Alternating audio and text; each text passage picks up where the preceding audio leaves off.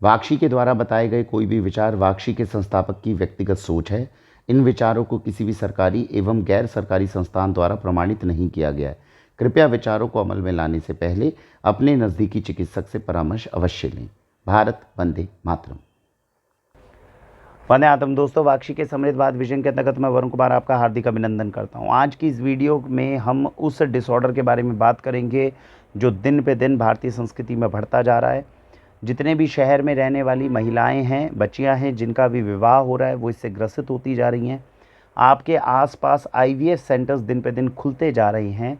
बच्चों की प्रजनन क्षमता जो है वो दिन पे दिन ख़त्म होती जा रही है। इसके बारे में जब हमें महसूस होता है तब हम इसके रियल रीज़न्स के बारे में जान भी नहीं पाते। एक से दूसरे डॉक्टर के पास में केवल हम इधर से उधर जाते हैं। किसी के भी पास में इसके ये क्यों हो रहा है उसका रीज़न नहीं पता होता।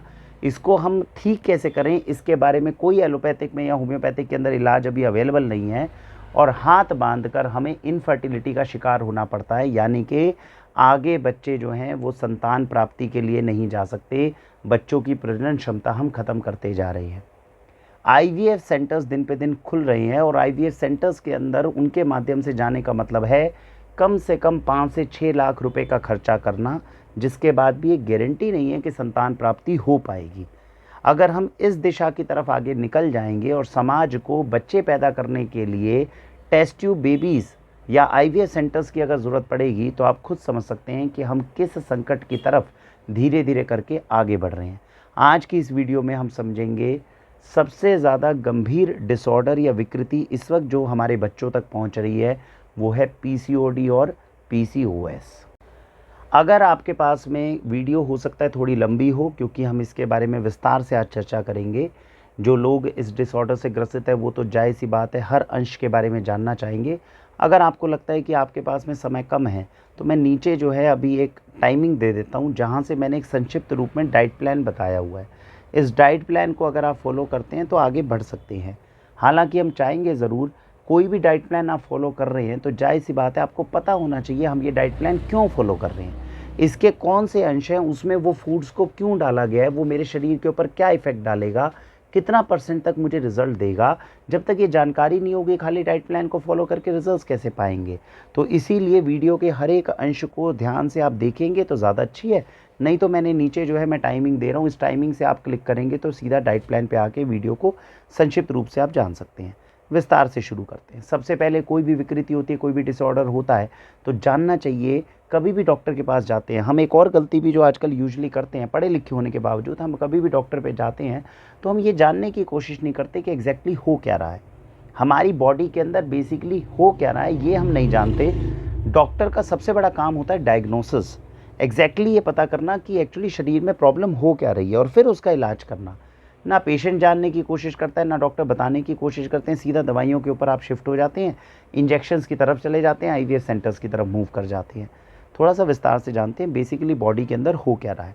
सबसे पहले समझिए पीसीओडी में, पीसीओएस में मेजर रूप में क्या प्रॉब्लम आती है। प्रॉब्लम ये आती है महिलाओं के अंदर जो ओवरीज हैं, जहाँ पर एग प्रोडक्शन होगा, जहाँ पर अंडा बनता है, वो ओवरीज के अंदर एग्स का बनना और हम हर महीने के बाद में प्रसव का होना, यानी कि उसके अंदर मेंस्ट्रुअल साइकिल के थ्रू वो एग्स जो अनयूज्ड हैं, जो अभी तक ओवुलेट नहीं हुए, जो फर्टिलाइज नहीं हुए, वो एग्स शरीर से मेंस्ट्रुअल साइकिल के थ्रू जो है वो बाहर निकल जाते हैं। ये एक नॉर्मल प्रक्रिया है जो किसी भी महिला को जिसने प्यूबर्टी टच कर ली है उसके बाद में होने स्वाभाविक है। कई महिलाओं में नहीं, अब तो हम अधिकांश में बोल सकते हैं क्योंकि ये दिन पे दिन डिसऑर्डर बढ़ता जा रहा है। अब जो बच्चे हैं, जो महिलाएं हैं, जब शादी हो जाती है या प्यूबर्टी के बाद में ही कई बार ये दिक्कत उनको आने लग जाती है, तो होता क्या है जब ओवरी के अंदर एग प्रोडक्शन यानी कि अंडा जब बन रहा है तो वो पूरा मैच्योर नहीं बन पाता। अब वो जब मैच्योर नहीं बन पाया तो जाहिर सी बात है ओव्यूलेशन या मेंस्ट्रुअल साइकिल के थ्रू वो शरीर से बाहर भी नहीं निकलेगा, वो वहीं पे रहता है। और अगर वो वहीं पे रहेगा तो वो कई बार सिस्ट के रूप में कन्वर्ट हो जाता है। सिस्ट जिसको आप गांठ बोल सकते हैं, जो आपकी ओवरीज के अंदर रहती है, और इसीलिए कहीं ना कहीं ये थोड़ा सा कैंसर से संबंधित जो है ये प्रणाली के अंदर आ जाता है। तो ये जो सिस्ट बनते जाते हैं जिसके कारण एग्स जो है वो शरीर से बाहर नहीं निकल रहे। अब जब ये सिस्ट बन रहे हैं इसके साथ साथ आपकी बॉडी के अंदर एक तो ये प्रॉब्लम हो गई कि सिस्ट का बनना जो है हो गया, इसीलिए इसको बोलते हैं PCOS, polycystic ovarian syndrome. Polycystic मतलब बहुत सारे सिस्ट का बन जाना ओवरीज के अंदर। ओवेरियन सिंड्रोम, सिंड्रोम का मतलब है ये केवल एक डिसऑर्डर नहीं है, इसके साथ जुड़ी हुई बहुत सारी समस्याएं जो बॉडी में एक साथ हो रही हैं। तो एक प्रॉब्लम आपने समझी कि महिला के अंदर दिक्कत क्या आ रही है। दूसरी प्रॉब्लम जो उनके अंदर आ रही है वो ये कि ये सीधा सीधा हमारे हार्मोन से जुड़ा हुआ है। अब किसी भी बच्ची में, किसी भी जो महिला है उसके अंदर 3 हार्मोन्स मेजरली रूप में 3 हार्मोन्स काम करते हैं। एक प्रोजेस्टेरॉन होता है, एक एस्ट्रोजन होता है और एक एंड्रोजन्स होते हैं जो मेल हार्मोन्स होते हैं। लड़कियों के अंदर प्रोजेस्टेरॉन और एस्ट्रोजन की मात्रा थोड़ी ज़्यादा होती है, एंड्रोजन की मात्रा थोड़ी कम होती है। अगर एंड्रोजन हार्मोन बढ़ जाएगा, प्रोजेस्टेरॉन और एस्ट्रोजन थोड़ा कम हो जाएंगे तो पूरी बॉडी में इम्बैलेंस हो जाएगा। जिन बच्चों को, जिन महिलाओं को पीसीओएस पीसीओडी होता है वहाँ पर एंड्रोजन्स की मात्रा बढ़ जाती है, यानी कि जो पुरुषों के अंदर होने वाला हार्मोन है वो तो बढ़ जाएगा और महिलाओं वाला जो हार्मोन है वो थोड़ा कम हो जाएगा। अब जाहिर सी बात है, अगर पुरुषों वाला हार्मोन बॉडी के अंदर बढ़ जाएगा तो उससे क्या समस्या आएगी। सबसे पहले आपकी मेंस्ट्रुअल साइकिल जो है वो इरेगुलर हो जाएगी, या तो आएगी नहीं, और अगर आई तो बहुत हैवी ब्लीडिंग होगी। ये सबसे बड़ा संकट है, सबसे बड़ी दिक्कत है जो पीसीओडी और पीसीओएस से जुड़ी हुई महिलाओं को या बच्चियों को होती है। दूसरी बात क्या है, जब मेल पुरुषों वाला हार्मोन आपकी बॉडी के अंदर बढ़ गया तो इससे आपके बाल जो है वो झड़ने शुरू हो जाएंगे, और बाल झड़ने का जो पैटर्न होगा वो उस तरह से झड़ेंगे जैसे पुरुषों के झड़ते हैं। पुरुषों के बाल झड़ने और महिलाओं के बाल झड़ने के दोनों के अलग अलग पैटर्न्स जो है वो विज्ञान में बताए जाते हैं। पुरुषों का जो झड़ने का, जो बालों के झड़ने का जो तरीका होता है उस तरीके से आपके बाल झड़ने शुरू हो सकते हैं। इसके अलावा पुरुषों के अंदर एक्ने, चेहरे के ऊपर एक्ने ज़्यादा होता है, तो ऐसे में देखा जाता है जिन महिलाओं को पीसीओडी या पीसीओएस है उनको एक्ने जो है वो थोड़ा बढ़ना शुरू हो जाता है। इसके उपरांत आपको वज़न जो है वो आपका बढ़ना शुरू हो जाता है। जाहिर सी बात है, महिलाओं में अगर पुरुषों के हार्मोन थोड़े बढ़ने लग जाएंगे तो जो बच्चे की प्रजनन क्षमता है वो कम होने लग जाएगी, तो आपको संतान की प्राप्ति में जो है दिक्कत कल को आएगी, तो इनफर्टिलिटी की तरफ जाते हैं। एक और कॉम्प्लिकेशन जो इसके साथ होती है वो ये होती है कि आपकी बॉडी में इंसुलिन रेजिस्टेंस हो जाता है, यानी कि बॉडी के अंदर आप कुछ भी खाएंगे तो ग्लूकोज के अंदर कन्वर्जन जो उसकी है वो तेज़ हो जाएगी और आपकी बॉडी में ब्लड ग्लूकोज ज़्यादा दिखाएगा। ऐसे ऐसे केस के अंदर देखा जाता है जिन बच्चों को पीसीओडी या पीसीओएस की दिक्कत है उनको डायबिटीज़ ना होते हुए भी डायबिटीज़ की दवाइयाँ देनी पड़ रही है, क्योंकि ब्लड के ग्लूकोज को हमें कंट्रोल करना पड़ रहा है। तो यानी कि उनका एक स्पेसिफिक ट्रीटमेंट पीसीओडी पीसीओएस के साथ चलता है कि जो डायबिटिक के अंदर जो पेशेंट को दवाइयाँ दी जाए, इस तरह की दवाइयाँ उनको दी जाती है ताकि उनकी डायबिटीज़ या हाई ग्लूकोज जो ब्लड में है उसको कंट्रोल किया जा सके। तो ये आपने अलग अलग तरीके से समझा जो कॉम्प्लिकेशंस जो है बच्चों को होने वाले पीसीओडी और पीसीओएस के। अब बात आती है कि इसके रीज़न क्या है, इसके क्या रीज़न हो रहे हैं जो ये दिन पे दिन बढ़ता जा रहा है।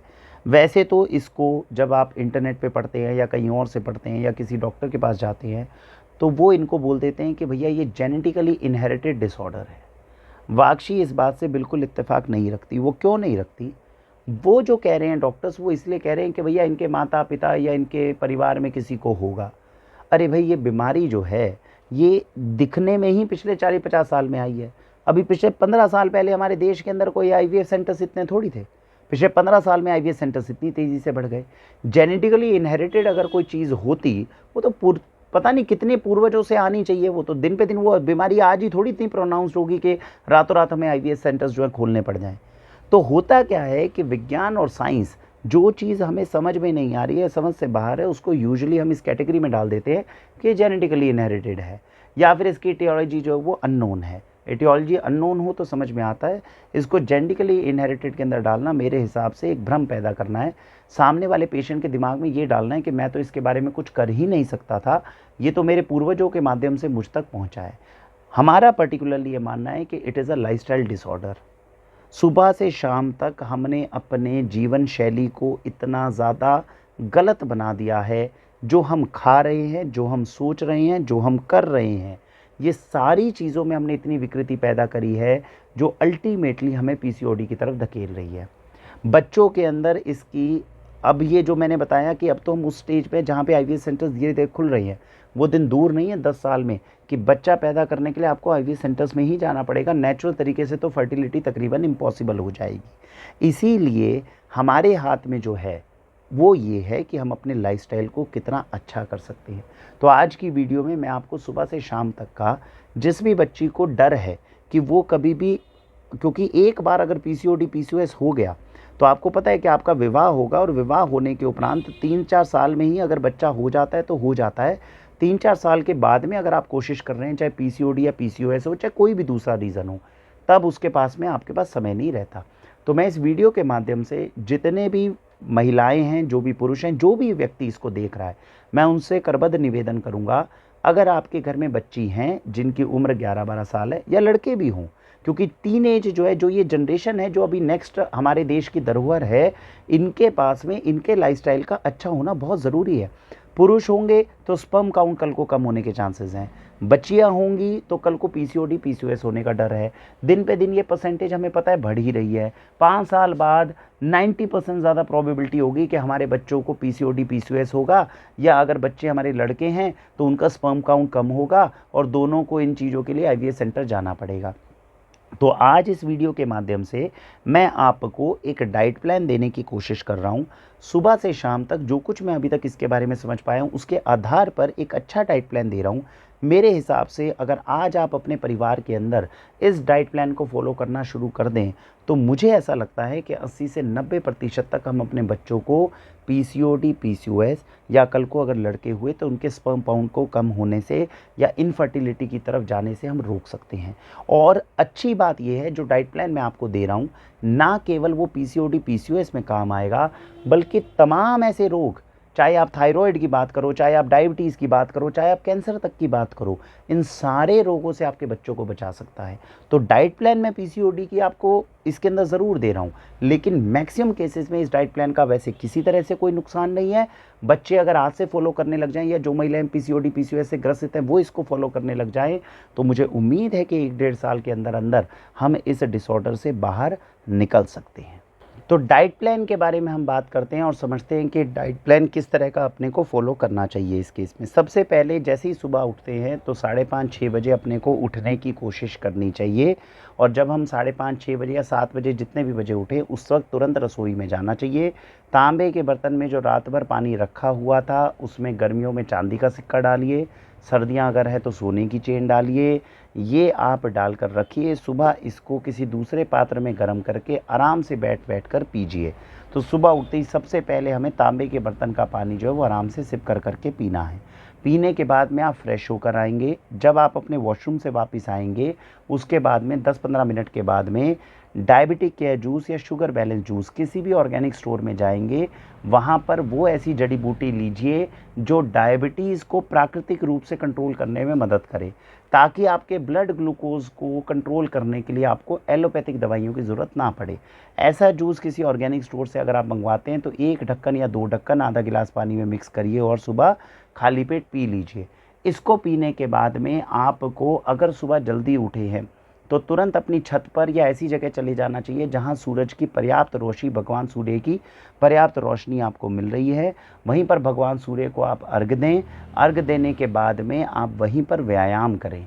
व्यायाम करना चाहिए सूरज की रोशनी में। योगा करिए, प्राणायाम करिए, एक्सरसाइज करिए, कुछ भी ऐसा करिए, लेकिन कम से कम इतना करिए कि शरीर से थोड़ा पसीना बहे।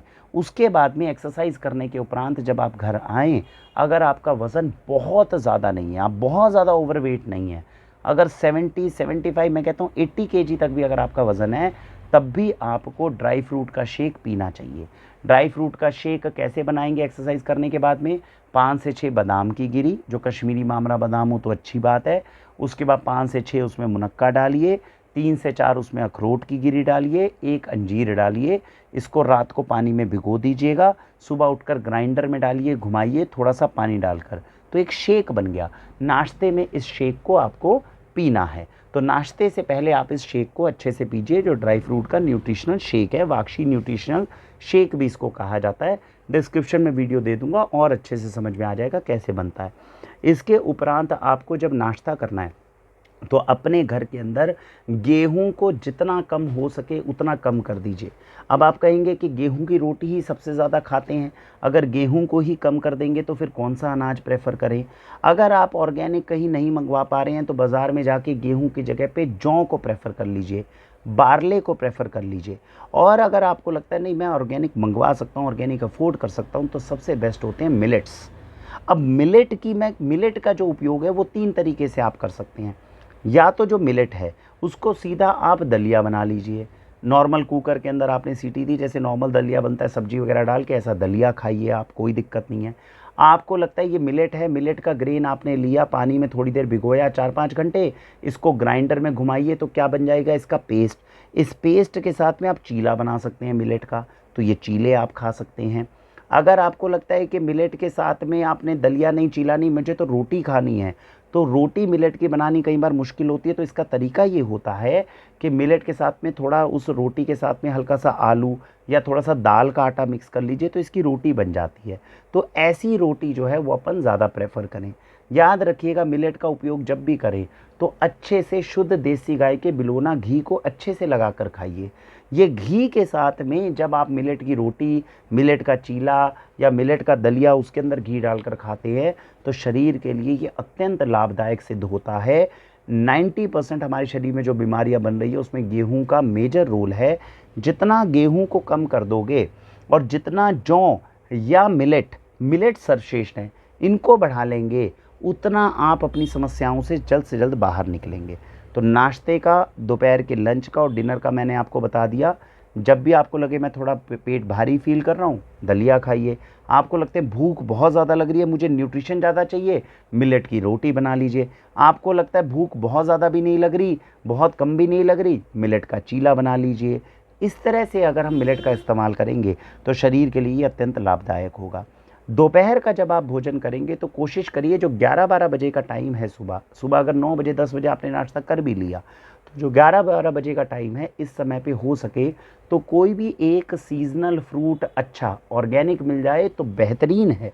अदरवाइज़ मार्केट से ही ले, लेकिन सीजनल फ्रूट अच्छा जो भी है, सेब हो जाए, है ना, कोई भी इस तरह का फ्रूट हो जाए, आपकी मौसम्बी हो जाए, संतरे हो जाएं, पेट भर के कोई भी एक प्रकार का फ्रूट जो है वो पेट भर के एक बारी में खाना चाहिए। ये फ्रूट की डाइट को अपने खाने के अंदर इंक्लूड करिए। दोपहर का अगर भोजन करते हैं उससे पहले, भोजन करने से पहले जो मैंने बताया रोटी, दाल, चावल, ये तो अपने को खाने हैं। जितना ऑर्गेनिक हो जाए उतना ऑर्गेनिक प्रेफर करिए। केमिकल्स की मात्रा बॉडी में जितनी कम होगी उतनी जल्दी आपको लाभ मिलेगा। तो दाल, सब्जी और रोटी, आटा जितना हो सकता है उसमें यूरिया, पेस्टिसाइड, केमिकल्स को अवॉइड करिए। तो अगर आप नहीं कर पा रहे तो फिर बाज़ार में मजबूरी है, लेकिन कोशिश करिए। और दोपहर का जो खाना खाते हैं उससे पहले एक प्लेट भर के सैलेड की अच्छे से खाइए। अब सैलेड में ककड़ी हो सकती है, खीरा हो सकता है, टमाटर हो सकता है ना, इस तरह के सैलेड को भर कर पेट भर के एक प्लेट जो है कम से कम ज़रूर खाइए, फिर दोपहर का भोजन खाइए। इस तरह से करने के बाद में दोपहर के भोजन के उपरांत या सुबह के नाश्ते के उपरांत दिन में कभी भी जब भी आपने खाना खाया है, खाने के किसी भी एक मील के साथ 2 कैप्सूल मोरिंगा के ज़रूर खाइए। मोरिंगा के 2 कैप्सूल शरीर में नित्य प्रतिदिन जाने बेहद ज़रूरी हैं, इस बात का ध्यान रखिए। घर में जब आप सब्जी बना रहे हैं तो कोशिश करिए कम से कम सब्जी जो है वो आपकी लोहे की कढ़ाई में ज़रूर बने। वैसे तो हमने बोला हुआ है कि बर्तन के अंदर एल्यूमिनियम, टेफ्लॉन ये सब हटाकर प्राकृतिक रूप से या तो मिट्टी के बर्तन में खाना बनाइए, या लोहे के बर्तन में बनाइए, या पीतल के बर्तन में बनाइए। खाना जब खाते हैं तो कोशिश करिए वो कांसे का बर्तन हो, चांदी का बर्तन हो, मिट्टी के बर्तन में खा सकते हो, पत्तल पे खा सकते हो, लेकिन थोड़ा स्टील, एल्यूमिनियम और इस तरह के बर्तनों को अवॉइड करने की कोशिश करनी चाहिए। ये सारी चीज़ें अगर करते हैं और रात को सोने से पहले, जब आप रात को सोने जाएंगे तो रात को सोने से पहले हो सके तो हल्दी वाला दूध बनाकर पीकर सोइए। इस बात का विशेष ध्यान रखना है कि हल्दी वाला दूध बहुत ज़्यादा जब गर्मी होती है, अप्रैल मई जून है, तब 1-2 महीना थोड़ा अवॉइड कर सकते हैं। हो सकता है कुछ बच्चियों को सूट ना करे, गर्मी ज़्यादा होती है उसमें, वरना सूट करता है तो ज़रूर पीजिए, और नहीं तो सर्दियाँ हैं तो ज़रूर 3-4 महीने पीजिए। तो रात को सोने से पहले क्या करेंगे, 1 कप या 1 गिलास शुद्ध देसी गाय का दूध मंगवाइए, उसके अंदर 1/4 चम्मच डालिए हल्दी की, ज़रा सी डालिए चुटकी सी काली मिर्च, बहुत ठंड है तो हल्का सा 1-2 केसर की फली डाल सकते हैं। इस दूध को अच्छे से पकाकर तड़ाकर आप इसके अंदर अगर मिठास ज़्यादा चाहते हो, वरना ऐसे ही पी जाओ, अगर मिठास चाहते हो तो आधा चम्मच खांड का डाल लीजिए, और ऐसे दूध को रात को पीने के उपरांत सोना चाहिए। तो ये पूरे दिन का मैंने आपको मील सिस्टम बताया। आप कहीं बीच में चाय पीने की आदत है, चाय को कोशिश करिए कि छोड़ दीजिए, फिर भी पीने की आदत है तो किसी भोजन के साथ ही खाइए। सुबह चाय की लत पड़ती है तो कब पीनी चाहिए, जब आप अपना नाश्ता कर रहे हो उसके साथ, जो ये अकेले चाय आप पीते हो 2 बिस्किट के साथ में, बेहद हानिकारक ये शरीर के लिए सिद्ध होती है। तो मेरे हिसाब से जब सुबह का आप दलिया खा रहे हैं, उसके साथ में अगर आपको चाय निपटानी है तो अपनी निपटा दीजिए। बेटर तो यही है कि चाय छोड़ दीजिए। आपको लगता है बीच में भूख लगती है, जी हमें स्नैक्स खाने हैं, कुछ खाने हैं, स्नैक्स के तौर पे हेल्दी स्नैक्स खाइए। हेल्दी स्नैक्स कैसे बनते हैं? मखानों को खा सकते हो। मखाना एक हेल्दी स्नैक है, रोस्ट करके रख लो, खा लो। रोस्टेड चना है, खाना चाहो इस तरह खा लो। मुरमुरे खाते थे पहले लोग, ये खा सकते हैं। हेल्दी स्नैक्स को खाने की कोशिश करनी चाहिए। बाज़ार के जंक फूड को, प्रोसेस्ड फूड को जितना हो सके कम करिए। ये सारी चीज़ों का ध्यान रखना है। इस डाइट प्लान के साथ में जो मैंने आपको बताया है, अभी मैं आपको बताऊंगा इस डाइट प्लान में अलग अलग चीज़ें जो हमने बताई है वो क्यों बताई है, उसकी रेलेवेंस क्या है। इसके साथ में, डाइट प्लान के साथ में, मेरा आपसे एक निवेदन है। मैं नहीं जानता कि आप ईश्वर को मानते हैं या नहीं मानते हैं, क्योंकि मैं मानता हूँ इसीलिए, और इस चीज़ को बहुत अनुभव किया हुआ है। अगर आप मानते हैं तो मैं इसीलिए आपको कहूँगा कि अपने अंदर की स्पिरिचुअल एनर्जीज़ को बढ़ाइए। और स्पिरिचुअल एनर्जी को पीसीओडी या पीसीओएस के केस में बढ़ाने के लिए जो मुझे पर्टिकुलरली लगता है, माता षष्ठी देवी का जो मंत्र होता है, इसका निरंतर जप करना चाहिए। और मैंने अपनी वीडियो में एक वीडियो बनाई है, लिंक मैं नीचे दूंगा, जिससे जीवन में अगर कोई भी दुख है उसका निवारण कैसे किया जा सकता है। तो ओम ह्रीम षष्ठी देव्यै स्वाहा या ओम ह्रीम षष्ठी देव्यै नमो नमः, ये 2 मंत्र में जो ऊपर वाला मंत्र है स्वाहा वाला, डॉक्यूमेंटेड तो ये है कि ये मंत्र सब जगह यूज़ होता है। मुझे लगता है नमो नमः यूज़ कर लेंगे तो कोई दिक्कत नहीं है, वरना जो लिखा हुआ है उसके आधार से अपने को बढ़ना चाहिए। तो ओम ह्रीम षष्ठी देव्यै स्वाहा, इनके बारे में आपको सर्च करनी चाहिए। कौन है षष्ठी देवी, कौन है देवसेना, क्यों इनकी आराधना हमें करनी चाहिए अगर संतान प्राप्ति के लिए हम लक्ष्य लेकर चल रहे हैं। और अगर कुछ भी नहीं करते, वैसे तो छठ पूजा अगर आप करते हैं तो भारतीय संस्कृति का एक बहुत पुरातन त्यौहार है, ज़रूर करना चाहिए आपको छठी का व्रत। आज जब मैं ये वीडियो बना रहा हूँ तो छठ व्रत चल रहा है, इसीलिए मैं इनकी जो महत्वता है वो मैं आप लोगों को बता रहा हूँ। जो षष्ठी माता का व्रत है, अगर ये करते हैं साल में तो बहुत उत्तम बताया गया है। और पूरा साल एक ही मंत्र है, आपके पास समय नहीं बचेगा कि आप डॉक्टर से डॉक्टर इधर उधर धक्के खाते रहे और आईवीएफ सेंटर्स में जा के अपने जीवन खराब करते रहे। ज़्यादा बेटर है, जब इतने पूर्वजों ने इतनी अच्छी चीज़ बताई हुई है तो उनका निरादर ना करते हुए ये मंत्र जो मैंने आपको दिया है, निरंतर जितना हो सके इसका जाप करना चाहिए। कमल गट्टे की माला बड़े आसानी से मिल जाती है, नहीं मिल सकती तो हमें बता दीजिएगा, हम भेज देंगे। जितना हो सके माला पे जाप करिए, नहीं तो माला नहीं भी है तो चलते फिरते, उठते बैठते, सोते जागते माता षष्ठी का ध्यान करना चाहिए और इस मंत्र का जाप करना चाहिए। जो डॉक्यूमेंटेड है, जो शास्त्रों के अनुसार, एक मंत्र के जाप को अगर 1.25 बार कर लिया जाए तो वो ऑटोमेटिकली सिद्ध होना शुरू हो जाता है, यानी उसके उपरांत उसका फल प्राप्त होने लग जाता है। तो आप ये जो जाप करते हैं, इसका 1.25 बार जब अगर जाप तो हो जाता है, कई लोग इसको 2 महीने में कर सकते हैं, कई लोग इसको 6 महीने में कर सकते हैं। उम्मीद है कि आपको ज़्यादा अच्छे रिजल्ट्स, पीसीओडी पीसीओएस ठीक होगा कि नहीं होगा ये कहना मुश्किल है, लेकिन संतान प्राप्ति के योग जो हैं वो बनने शुरू हो सकते हैं अगर इस प्रकार से किया जाए तो ये अब तक का जो भी उपलब्ध ज्ञान था, जो शास्त्रों के अनुसार हमें महसूस हुआ, जो हमारी अभी तक की हमने स्टडी करी है उसके अनुसार हुआ, वो मैंने आपको कहा है। इस डाइट प्लान को अगर आप फॉलो कर लेते हैं तो मुझे लगता है पीसीओडी पीसीओएस से, या जिन पुरुषों के अंदर भी किसी प्रकार की कोई समस्या है या कोई दिक्कत है, इन सारी चीज़ों के अंदर ये मदद करने में मदद करेगा। पुरुषों के लिए मैं डाइट प्लान अलग से बना दूंगा इनफर्टिलिटी का, वैसे तो हमने पहले बनाया हुआ है, कोशिश करूंगा उसका लिंक भेज दूंगा। आवश्यकता पड़ेगी तो एक और अलग से डाइट प्लान हम उनका भी बना देंगे। ये महिलाओं के लिए तो एक अच्छा डाइट प्लान है जो हमने आपको बताया। अब क्योंकि नॉलेज भी ज़रूरी है, ज्ञान भी ज़रूरी है, मैं इसके अलग अलग अंश के बारे में आपको बता देता हूँ कि आपको वही चीज़ें क्यों खिलाई जा रही है या उन्हीं चीज़ों की मदद क्यों दी जा रही है, उसको आप समझिए। सुबह जो ये पानी आपको कॉपर वाटर का पिलाया गया, वो इसलिए पिलाया गया ताकि शरीर को डिटॉक्सीफाई किया जाए। मैंने आपको अभी वीडियो के अंदर बताया कि सिस्ट बनने बॉडी में शुरू हो रहे हैं, और सिस्ट ये कल को जाके कैंसर का कारण भी बन सकता है। कैंसर को अगर हम काटना चाहते हैं तो अब तक की रिसर्च के अनुसार सबसे अच्छी चीज़ जो मिलती है वो ये है कि बॉडी को डिटॉक्सीफाई करिए। जितना आपकी बॉडी अंदर से डिटॉक्सिफिकेशन सिस्टम के अंतर्गत रहेगी, उतना जो है आपको रिजल्ट्स आने के चांसेस ज़्यादा है। इनफैक्ट बॉडी खुद को रिपेयर सबसे ज़्यादा तब करती है जब बॉडी पे आप अननेसेसरी लोड नहीं डालते। बहुत ज़्यादा खाना, बहुत ज़्यादा बाहर का जंक फूड खाना, ये आपके शरीर के इम्यून सिस्टम को कमज़ोर बनाता है। और हम चाहते हैं कि आपकी बॉडी का जो खुद का सेल्फ जो सिस्टम है, खुद का इम्यून सिस्टम है, वो स्ट्रॉन्ग बने। तो सुबह पानी पिलाया गया आपको डिटॉक्सीफाई करने के लिए। मिलेट के दलिए क्यों खिलाए जा रहे हैं, मिलेट के चीले क्यों खिलाए जा रही है, डिटॉक्सिफिकेशन के तहत।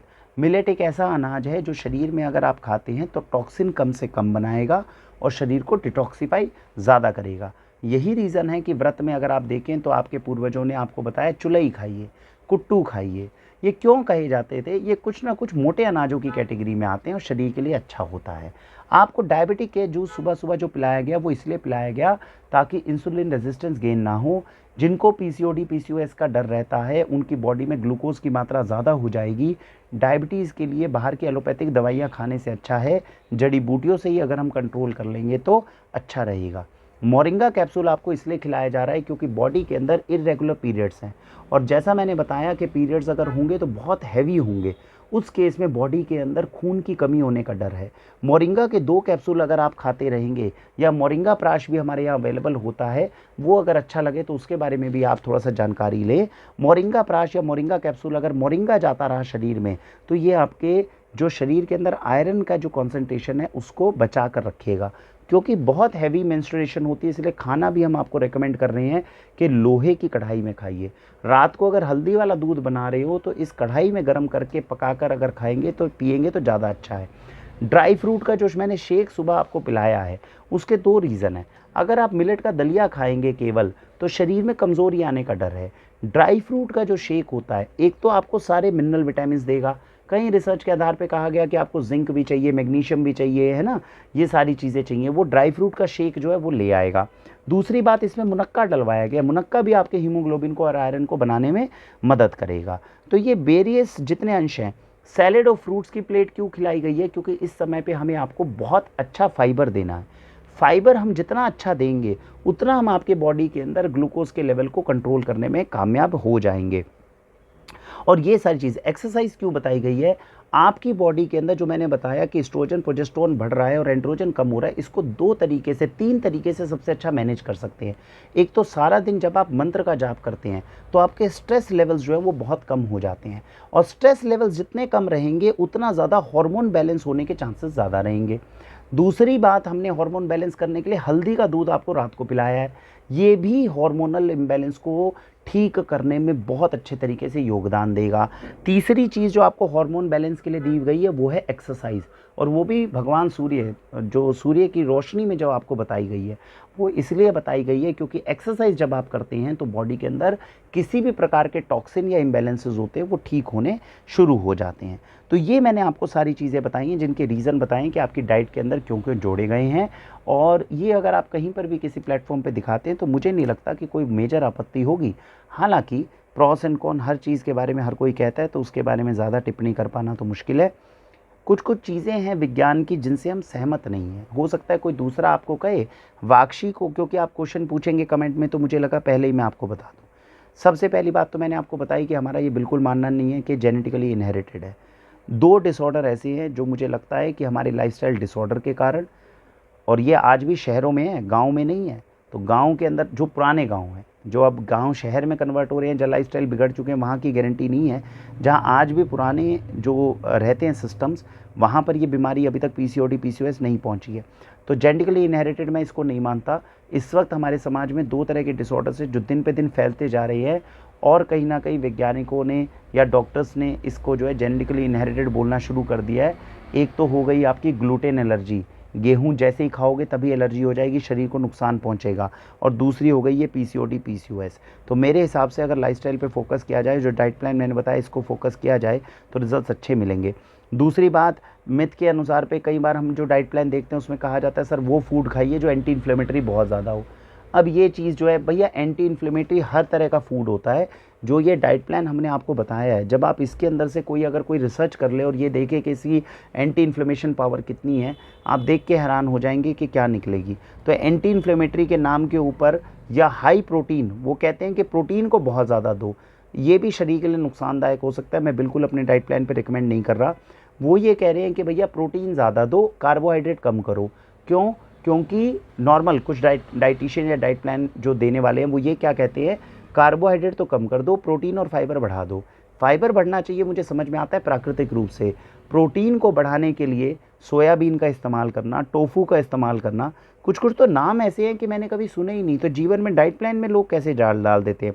मिसो लिखा हुआ था, टेम्पे लिखा हुआ था, एवोकेडो बाज़ार में ढूँढना इतना मुश्किल है। अंडे बढ़ा दिए हैं कि भई एग्स जो है आपके डाइट प्लान में बहुत ज़्यादा बढ़ा दिए हैं। मेरे हिसाब से इनको कंज़्यूम नहीं करना चाहिए। रीज़न बताता हूँ, सोयाबीन अपने आप में कॉम्प्लेक्स प्रोटीन है। मैं बहुत वीडियोज़ में बता चुका हूँ, नेचुरोपैथ इसको रिकमेंड नहीं करते। सोयाबीन के जेनेटिकली मॉडिफाइड होने का खतरा है जो शरीर में जाके नुकसान कर सकता है। प्रोटीन केवल देने के लिए सोयाबीन को रिकमेंड करना मेरे हिसाब से ठीक नहीं है। अगर आपको लगे कि आपको प्रोटीन बढ़ाना है, आप देसी गाय के दूध से बना हुआ पनीर यूज़ कर लीजिए। आप हेम्प सीड पाउडर यूज़ कर लीजिए, जो हम यहाँ से बताते हैं, जो नेचुरल है, प्रकृति हमें देती है, रादर देन हम सोयाबीन की तरफ आगे बढ़ें। अंडों को हम बिल्कुल रिकमेंड नहीं करते और उसका मेजर रीज़न ये है, अंडे जहाँ से आते हैं वहाँ पर मुर्गियों को इतना टॉर्चर किया जा रहा है कि वो खुद अपने आप में हार्मोनल इम्बैलेंस का सबसे बड़ा सोर्स है। तो ये अंडे जो जिसको प्रोटीन का सबसे बड़ा सोर्स कहा जा रहा है, मिलावट के दौर में ये इस वक्त सबसे खतरनाक है और हम अपने डाइट प्लान में इसको रेकमेंड नहीं कर रहे हैं। तो ये कुछ-कुछ चीज़ें हैं जो नॉर्मल कोई डाइटिशियंस या डाइट प्लान देने वाले आपको रिकमेंड कर सकते हैं, हमारे द्वारा रिकमेंड नहीं किए जाते। हमारा बड़ा सिंपल मानना है, डाइट प्लान को बिल्कुल सिंपल रखो, बॉडी को चांस दो, स्ट्रेस लेवल कम करो, प्रभु का नाम जपते रहो, कुछ नहीं होने वाला, आराम से रिकवर होके बाहर निकल जाओगे। बहुत ज़्यादा स्ट्रेस में इधर-उधर ज़्यादा धक्के खाएँगे, रिज़ल्ट्स आने में चांसेस कम आएँगे। आईवीएफ एक अच्छी टेक्नीक है, संतान प्राप्ति उससे होती है, मजबूरी है तो आप आगे बढ़ जाइए, उसके अंदर आप आगे ट्राई कर लीजिए। लेकिन उसके अलावा जो ये मेडिसिन्स है या जो बहुत सब कुछ, वैसे तो आईवीएफ के दौरान भी बहुत दी जाती हैं, शरीर पे अलग-अलग तरीके के प्रभाव उसके होते हैं, तो उसमें मैं नहीं जाना चाहूँगा क्योंकि जिसको संतान प्राप्ति चाहिए उसकी प्राथमिकता यही है कि संतान प्राप्ति चाहिए। शरीर को जो नुकसान होगा वो तो बाद की बात है, देखी जाएगी। तो मेरे हिसाब से मेरा आपसे निवेदन है, जो बच्चों के घर में आज जो टीनेज के अंदर जाने वाले हैं बच्चे, उनको आप वीडियो दिखाइए, उनको समझाइए। जब तक शरीर में रोग नहीं है, विकार नहीं है, तब तक समस्याएँ नहीं हैं।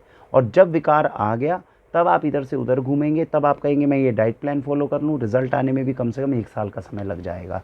तो मुझे उम्मीद है कि इससे आपको शायद कुछ वैल्यू मिल पाई होगी। उम्मीद है कि इसका आप उपयोग करके आगे बढ़ने की कोशिश करेंगे। अच्छा लाइफ़स्टाइल रखेंगे तो उतने विकार और डिसऑर्डर शरीर में कम आएँगे और मुझे लगता है कि आपको अच्छे रिज़ल्ट्स इसमें मिल पाएँगे। इसी के साथ भारत वंदे मातरम।